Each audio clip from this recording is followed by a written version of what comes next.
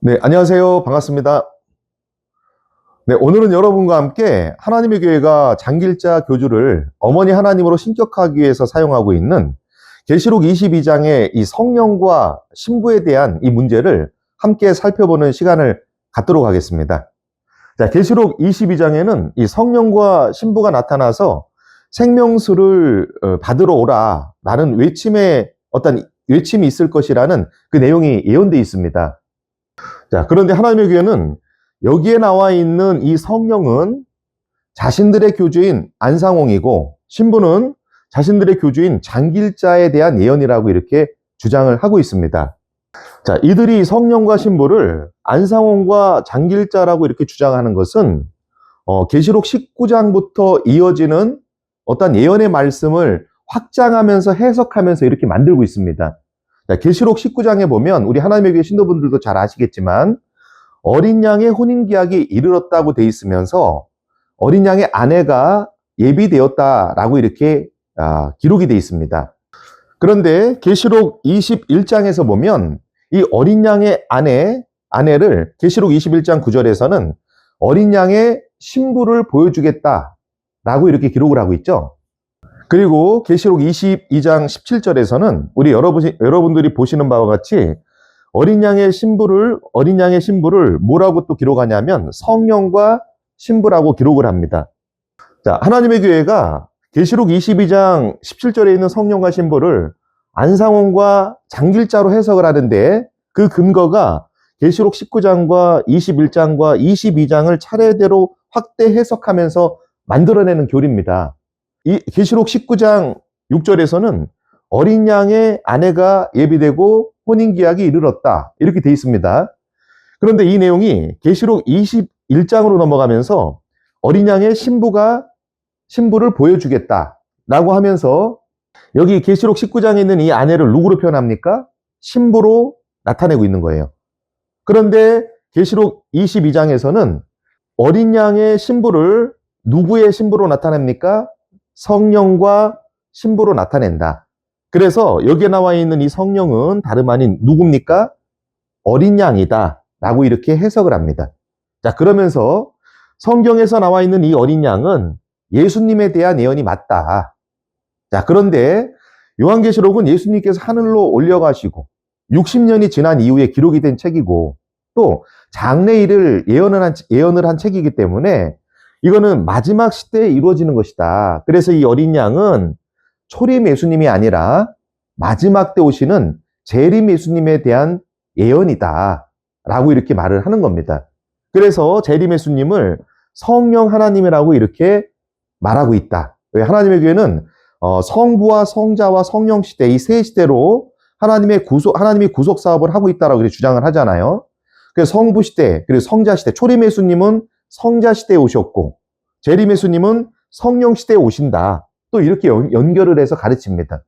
또 요한계시록 자체가 예수님께서 올라가신 지 이후에 기록이 된 책이기 때문에 여기에 등장한 어린 양은 초림 예수님이 아니라 그들은 이제 재림 예수님, 성령 하나님이라고 말을 하는 것이죠. 그러면서 만약에 이게 초림 예수님에 대한 예언이면 어린 양이 초림 예수님은 아내가 없었다, 결혼한 적이 없었다 이렇게 주장을 합니다. 정말 그럴듯하게 보이죠. 실질적으로 예수님은 결혼을 하신 적이 없어요. 그러니까 초림 예수님은 어린 양은 아내가 없는데 아내가 등장을 해야 된다는 거는 이거는 초림 예수님이 아니라 재림 예수님에 대한 예언이고 재림 예수님으로 나타난 성령 하나님은 반드시 아내가 있어야 된다. 즉 결혼을 하셔야 된다. 라고 이렇게 주장을 하는 겁니다. 그래서 계시록 22장에 나타난 성령과 신부는 재림 예수님, 즉 성령 하나님에 대한 예언이고 이것은 자신들의 교주인 안상홍이고 그래서 안상홍은 반드시 결혼을 해서 신부를 알려줘야 된다라고 이렇게 그들은 주장을 하는 겁니다. 그렇게 나타난 신부가 자신들의 교주인 장길자라고 이렇게 주장을 하는 것이죠. 자, 그런데 성경에 보면 이 신부에 대한 개념을 보면 신부가 이제 그 성도들이다라는 이 내용들이 많잖아요. 그렇게 이제 내용들이 해석이 된 내용들이 있습니다. 그렇게 말하면 하나님의 교회는 어떻게 반론하냐면 야, 성경에서 성도가 봐봐, 성령과 신부가 뭘 준다고 하셨지? 생명수잖아. 이 생명수라는 거는 성도가 줄 수 있어? 성도는 생명수를 줄 수 없어. 이렇게 반론을 합니다. 하나님의 교회 신도들을 만나면 한결같이 이 얘기를 해요. 성도는 뭘 줄 수 없다고요? 생명수를 줄 수 없다. 생명수를 주시는 이 근원은 봐봐. 에레미야나 이런 데 보면 생명수의 근원이 누구라고 했어? 하나님이라고 했잖아. 이렇게 주장을 합니다. 반론을. 성도는 이 신부가 성도라면 성도가 어떻게 생명수 주냐?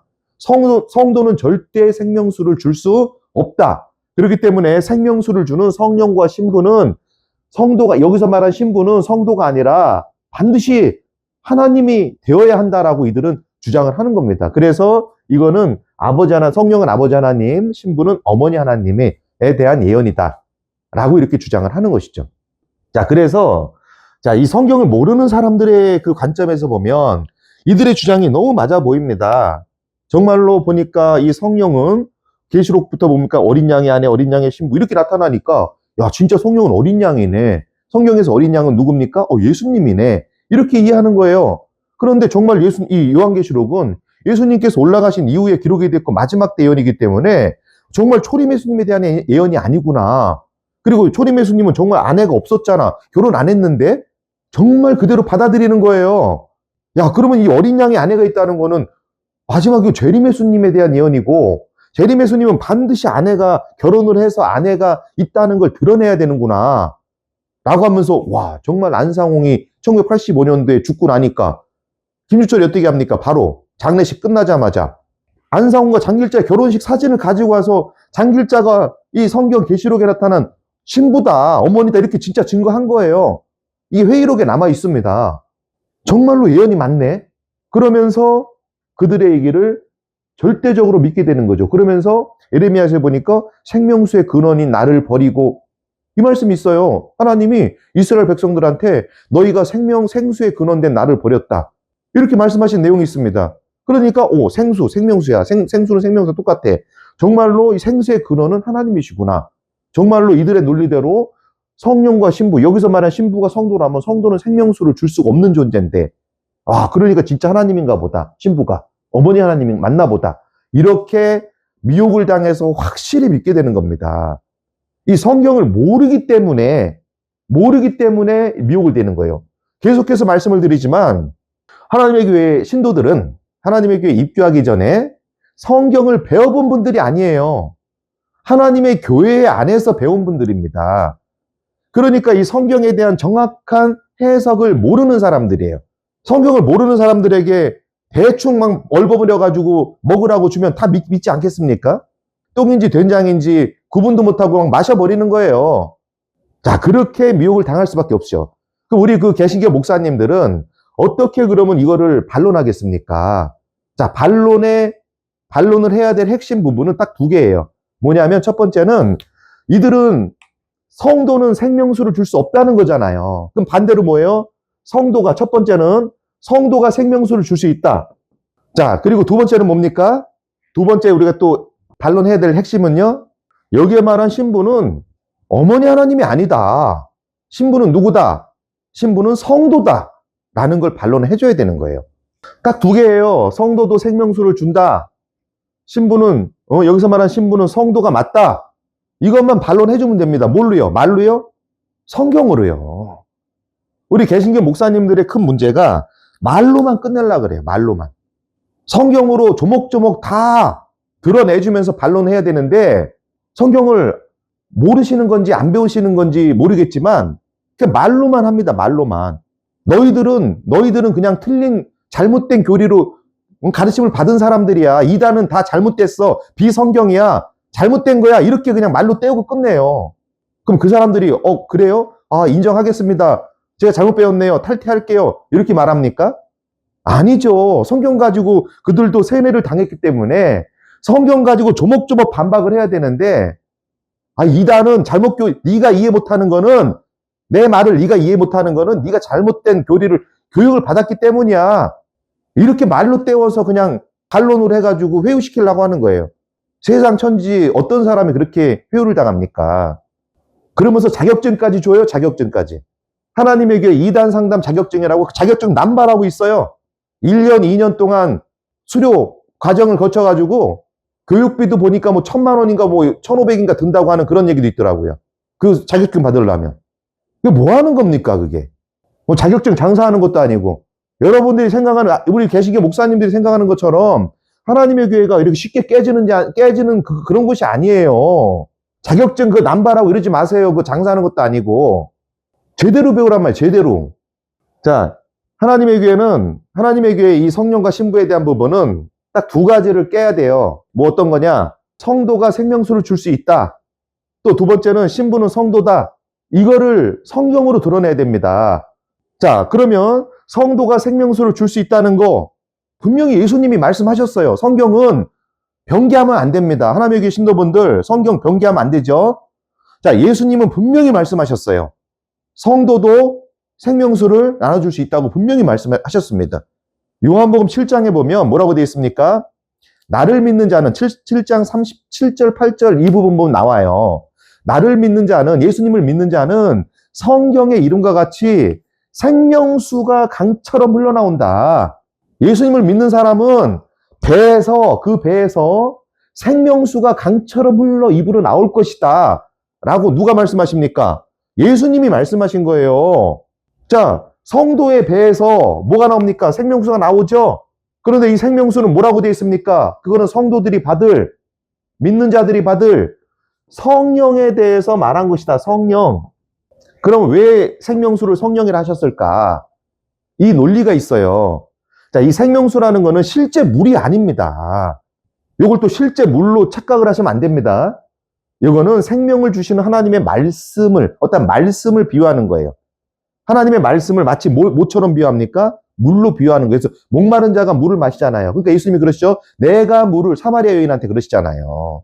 내가 주는 물을 먹는 자는 영원히 목마르지 아니할 것이다. 그러니까 사마리아 여인이 어떻게 합니까? 그 물 나 좀 주세요. 내가 찾던 물입니다. 이렇게 생각한 거 실제 물로 생각을 한 거예요.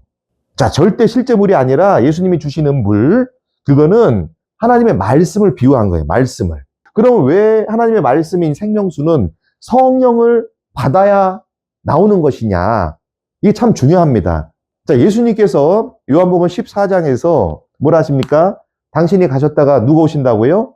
성령이 오실 것이다. 라고 이렇게 말씀하셨죠? 그럼 성령이 오시면 뭐라고 하십니까? 내가 너희에게 말한 모든 말이 생각나게 하실 것이다. 모든 말을 생각나게 하실 것이다. 그리고 요한복음 16장에서는 16장 12절인가에서 보면 성령이 오시면 뭘 알리신다 하셨냐면 장래에 일어날 예언들을 알려주실 거라고 되어 있습니다.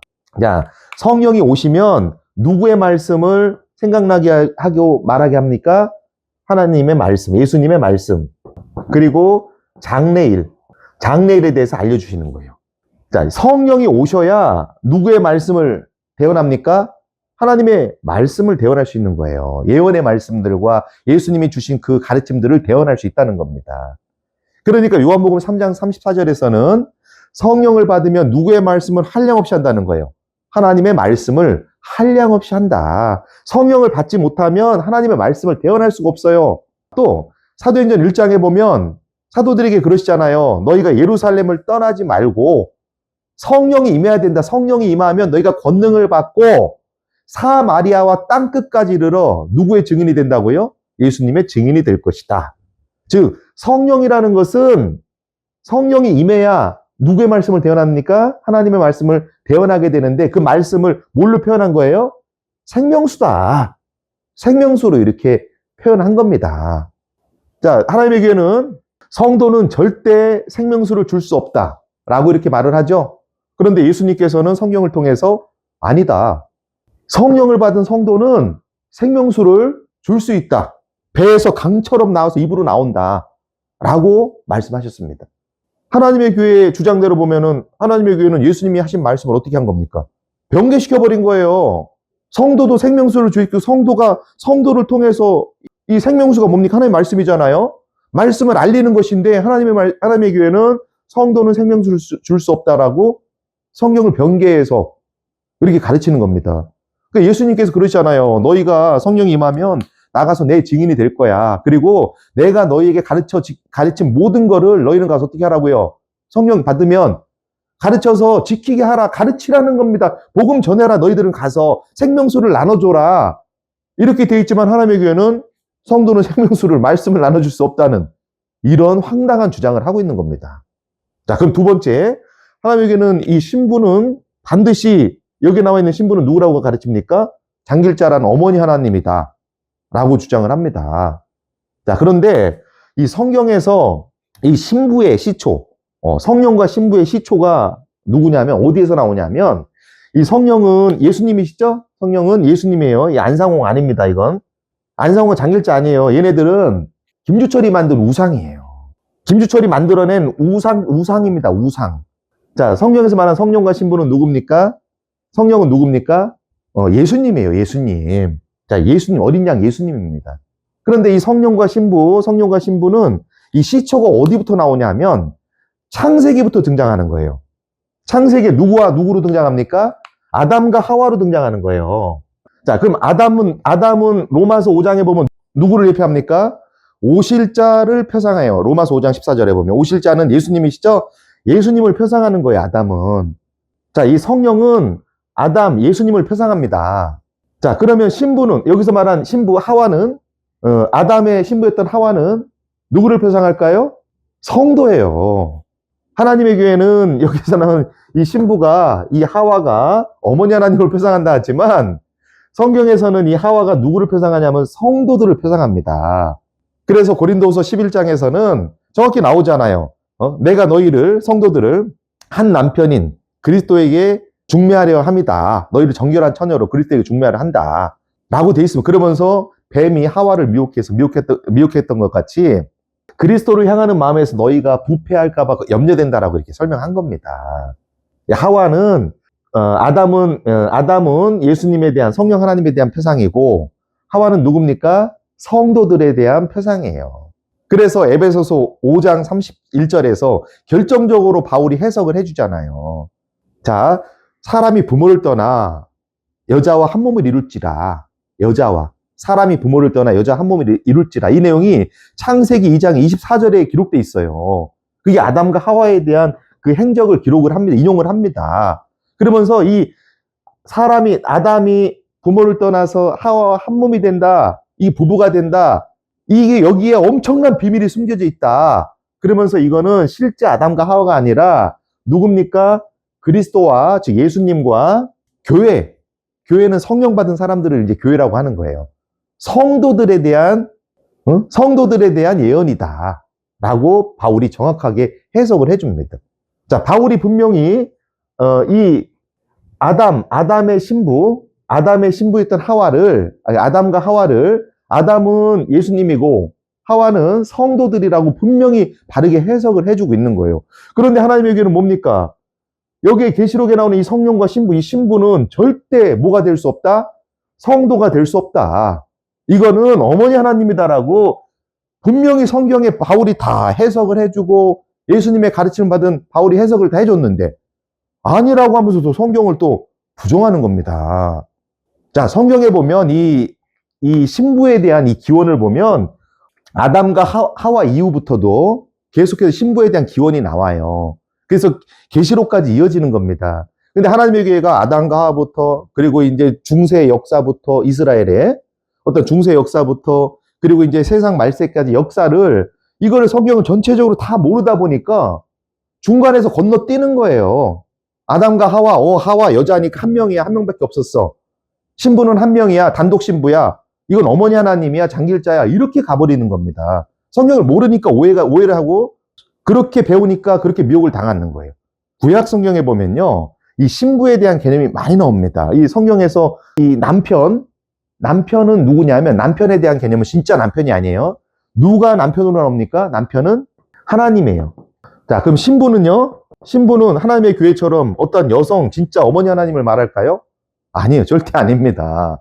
자, 예레미야서 3장에 보면 봐보세요. 하나님을 남편으로 이렇게 묘사되어 있고, 그리고 이스라엘을 뭘로 묘사되어 있습니까? 신부로 묘사되어 있어요. 여기서 신부는 이스라엘은 어떤 나라를 따지는 게 아니라 뭡니까? 백성들이죠. 자, 그리고 에스겔 23장인가 보면 오홀라와 오홀리바가 등장합니다. 오홀라는 이 두 여자가 등장해요. 오홀라와 오홀리바라는 두 여자가 등장하는데, 오홀라는 사마리아, 즉 북이스라엘을 표상을 하고 있고, 오홀리바는 남유다, 예루살렘을 표상을 하고 있어요. 자, 북이스라엘과 남유다를 오홀라와 오홀리바라는 두 여인으로 이렇게 묘사를 합니다. 그러면서 하나님께서 뭐라 하시냐면, 내가 오홀라와 오홀리바를 통해 많은 자녀를 낳았다, 하나님께서. 이렇게 말씀하십니다. 그러니까 이 내용을 보면 하나님이 남편이시고, 그렇죠? 오홀라와 오홀리바, 즉 북이스라엘과 남유다가 하나님의 뭐로 표상되어 있습니까? 신부로 표상되어 있는 거예요. 그리고 여러분들이 하나님의 신도분들이 잘 알고 있는 예레미야서 31장 봐보세요. 그 새 언약을 세우시는 장면 31장 32절에 보면 뭐라고 되어 있습니까? 내가 그들의 남편이 되었어도 그들이 내 언약을 파했다. 그래서 새 언약을 세운다. 하나님이 분명히 이들의 이스라엘의 뭐가 됩니까? 남편이 되었다. 그리고 실제 신부는 한 명입니까? 아니에요. 이스라엘이 한 사람밖에 없습니까? 많은 사람들, 그 안에 있던 많은 사람들을 하나님의 뭐로 이렇게 묘사합니까? 신부로 묘사를 하는 거예요. 자, 하나님에게는 계시록 22장에 있는 이 신부가 단독 신부라는 거예요. 단독 신부. 어머니 하나님, 신부는 한 명이다. 이렇게 주장을 합니다. 이거는 구약으로부터 내려온, 분명 아담과 하와 보면 봐보세요. 하와는 한 사람이고 신부는 한 명이구나. 이렇게 오해할 수가 있어요.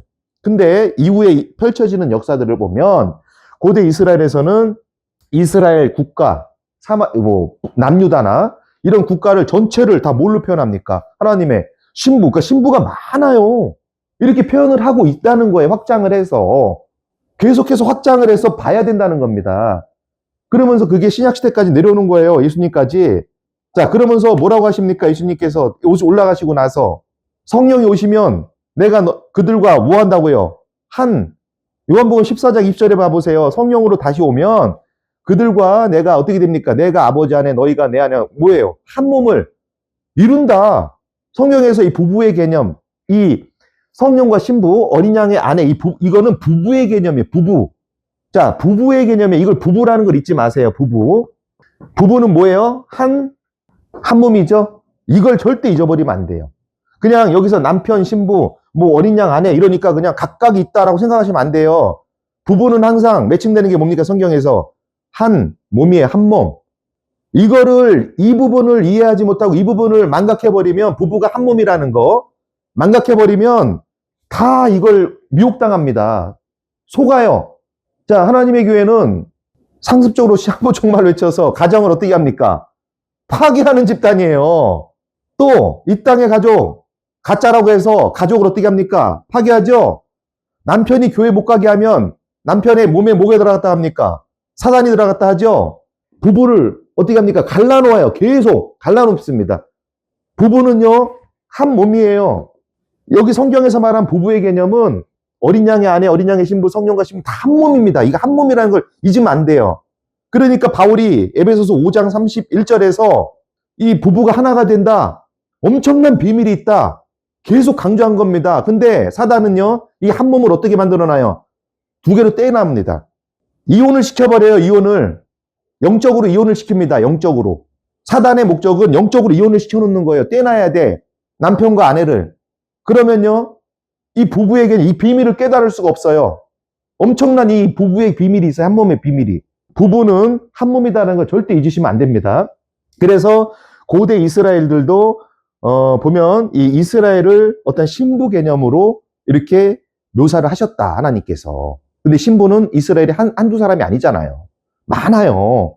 자, 그래서 신약에서도 이 부부의 개념은 반드시 예수님과 우리가 어떻게 돼야 되는 거예요? 어린 양과 한 몸이 된다 그러면 무조건 부부예요, 그거는. 내가 너 안에, 너가 내 안에 이룬다. 한 몸이 된다. 이건 무조건 부부라는 개념입니다. 이걸 잊어버리면 안 돼요.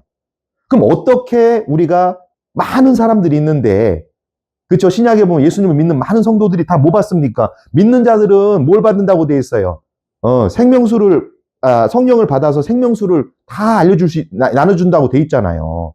그럼 우리가 어떻게 한 몸이 되느냐? 고린도전서 12장 13절인가 보면 한 성령으로 세례를 받았기 때문에 모두 많은 사람들이 한 몸이 된다고 나와요.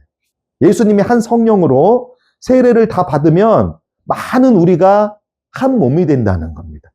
이렇게 한 몸이 된다는 거예요. 그래서 예수님도 성령이 오시면 내가 너 안에, 너가 아버지 안에, 내가, 그러면서 서로 뭡니까? 한 몸을 이룬다. 그러니까 한 몸은, 자, 많은 사람들이 한 성령으로 세례를 받으면 다 한 몸이 되는 거예요. 한 몸이 됐다는 건 하나님의 성령과 많은 사람들이 한 몸이 됐다는 거는 성령을 받아서 한 몸이 됐기 때문에 다 어린 양의 뭐가 되는 겁니까? 아내가 되는 거예요. 이게 한 몸이라는 게 중요해요. 절대 떨어져서 보면 안 돼요. 근데 하나님에게는 성령과 신부를 어떻게 봅니까? 각각으로 보죠? 절대 각각으로 보면 안 되는 거예요. 한 몸이에요. 그렇기 때문에 성경에서 말하는 이 신부, 어린 양의 아내는 예수님의 성령을 받아서 성령을 받은 사람들, 그들이 각각 앞에 있는 분도 받았고 옆에 있는 분도 성령 받았어요. 우리가 육적으로 보면은 3명이잖아요. 그러나 한 성령으로 받았으면 우리 셋이 다 뭐가 된 겁니까? 한 몸이 된 거예요. 한 몸이 된 거예요. 그렇기 때문에 하나님의 신부, 성령은 누구예요? 어린 양이죠? 그러니까 어린 양의 신부는, 아내는 한 사람이, 한 성도 한 명이 아닙니다. 성령을 받은 모든 사람들은 어린 양의 다 신부가 되고 어린 양의 아내가 되는 거예요, 전부. 그게 계시록에서는 14장에서는 14만 4천 명의 점도 흠도 없는 그 성도들이 어린 양의 신부로 묘사가 되어 있는 것이죠. 그런데 하나님에게는 이 성령의 이 비밀, 한 몸이 된다는 정말 이 중요한 비밀을, 이거를 모르기 때문에 이 한 몸을 어떻게 생각합니까? 각각으로 풀어버리는 거예요. 영적으로 이혼을 시켜버리는 겁니다. 영적으로. 그러면서 봐봐, 성령과 신부는 각각이야. 이러는 겁니다. 한 몸으로 부부로서 이루어져 있는데. 자, 우리 하나님의 신도분들 잘 봐보세요. 여러분들이 우리 하나님의 그 목사님들, 그리고 직분자, 생도들, 2세들, 여러분들은 하나님에게 들어오기 전에 성경을 배워본 적이 없어요. 하나님의 교회에서 잘못된 이상한 회개한 교육을 받은 겁니다. 하나님의 교회는 성도는 생명수를 줄 수 없다라고 이렇게 하지만 분명히 성도도 생명수를 줍니다. 예수님은 줄 수 있다고 돼 있어요. 그리고 성경에서 말하는 신부는, 여기서 말하는 신부는 장길자라고 하지만 신부는 성도들입니다. 그리고 가장 중요한 걸 여러분이 놓친 게 뭐냐면 부부는 한 몸이 된다는 게 이게 정말 중요한 비밀인데, 여러분들은 어린 양의 아내, 성령의 신부, 이거를 각각으로 봐서 아버지 하나님, 어머니 하나님으로 분리시켜 놓은 거예요. 그러니까 이 비밀을 못 깨닫는 겁니다. 계시록 22장에서 성령과 신부가 생명수를 받으라, 이 얘기는 뭐냐면 생명수는 뭘 받아야 나옵니까? 성령이죠. 성령과 신부가 뭘 받으라고 외치는 겁니까? 지금 성령을 받으라, 이걸 외치는 거예요. 그러니까 2000년 전 초대교회 성도들 베드로나 뭐합니까? 너희가 각각 회개하여 침례 받고 선물로 뭐 받으라고요? 성령 받으라, 이거 외친 겁니다. 성령 받아야 생명수가 말씀이 나오니까. 회개 안 하면 성령을 못 받는 거예요. 여기서 말한 생명수는요, 다른 게 아니에요. 성령을 받으라고 해야 돼요. 근데 성령은요, 회개해야 받는 겁니다. 이사야 59장 20절 봐보세요. 구원자가 시온에 임해서 어떤 사람들에게 임한다고 되어 있습니까? 회개하는 사람들에게. 그래서 그들에게 뭘 준다고 되어 있습니까? 성령을 주셔서 그들과 그들의 후손과 후손의 입에서 하나님의 말씀이, 생명수가 영원히 떠나지 않게 하겠다. 이게 하나님께 세우신 언약이에요. 근데 여러분들은 회개합니까? 안 하잖아요. 성령과 신부도 각각으로 보고, 여기서 말한 생명수를 진짜 이상한 생명수로 보고 있고, 성령과 신부가 생명수 받으라는 거는 제발 회개 좀 하세요. 회개해서 뭐 받으라는 겁니까? 제발 성령 받아서, 회개해서 정말 성령 받아서 하나님의 신부로 거듭나세요. 그래 성령의 열매를 맺으세요. 사랑과 희락과 화평을 맺으세요. 이런 뜻입니다. 이 내용을 보시고 지금이라도 깨닫고 그곳에서 나오시기 바랍니다. 감사합니다.